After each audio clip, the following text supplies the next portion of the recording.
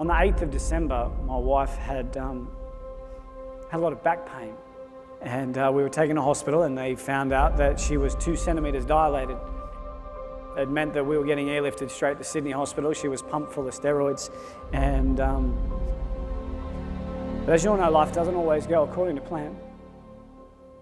I love the story about the man who works from his home office and a little boy comes in one day, he's 8 years of age, he says, "Hey Daddy, any chance we could play catch?" Daddy says, "Sorry son, I'm busy." Next day, little boy comes in, "Hey Daddy, any chance we could play catch?"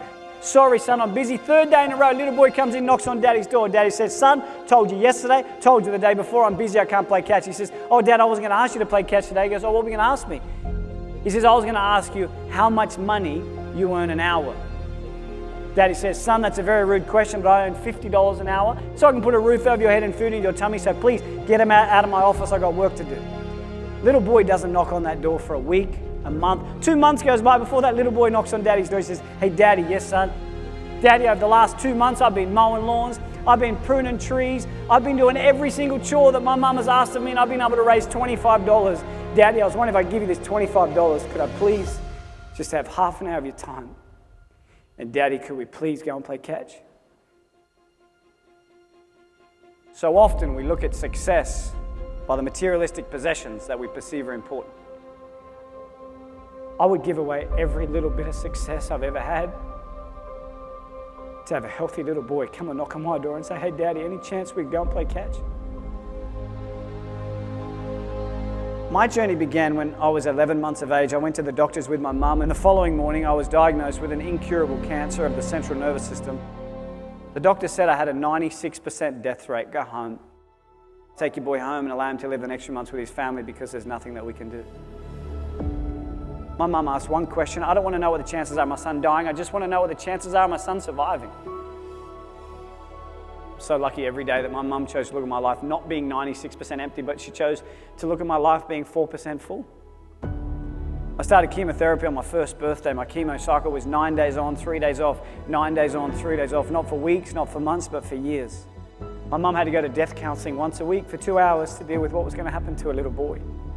I say to people all around the world that I'm one of the lucky ones, but I never say I'm one of the lucky ones because I'm still alive. I say I'm one of the lucky ones because I wasn't my mum. My mum was the one that had it tough. After way too many years in hospital, the doctor came in and said to my mum, "Kerry, we have no idea how, we have no idea why, but you can take your little boy home." Everything was going to be okay. My mum carried the fear and the burden of her son dying because she wanted me to lead a normal life. That's optimism. That's what true courage is. My wife and I were due to have a beautiful baby midway through February 2018. On the 8th of December, my wife had a lot of back pain. And we were taken to hospital and they found out that she was 2 centimetres dilated. 4 days later, on the 12th of December at 6:40 p.m, we had a beautiful little boy who was very unwell. He was taken away from us and stuck in intensive care unit level 3. They thought he had an illness called sepsis. They told us that we had maybe 4 days with our little boy. And that afternoon he was put straight back on the plane and he was airlifted back to Sydney. He stopped breathing twice on the plane. It was the first time that I walked a day in my mum's shoes. I would give away every little bit of success I've ever had to have a healthy little boy come and knock on my door and say, "Hey Daddy, any chance we could go and play catch?" But then about a week after we got back to Sydney, I captured his first little smile. Every time I've been knocked down, I've always remembered what my mum told me, and that was, "Son, it doesn't matter how many times you get knocked down in life, it's about how many times you get back up that truly determines the quality of your life." And I remember that day I thought, you know what? Everything's going to be okay.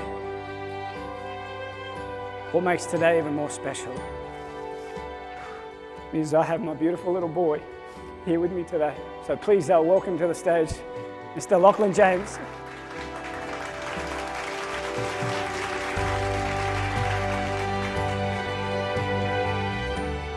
We love him more than we could ever imagine.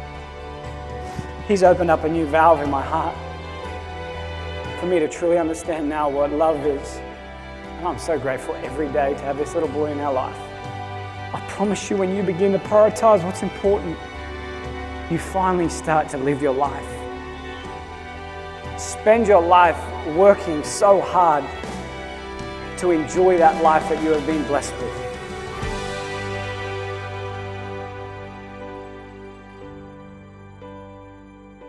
So things are doing really good. But you know, I've realized in my life that the quality of one's life is not dictated, nor is it determined by the amount of days that we live on this earth. It's about what we fit into those days that allows us to live a remarkable life.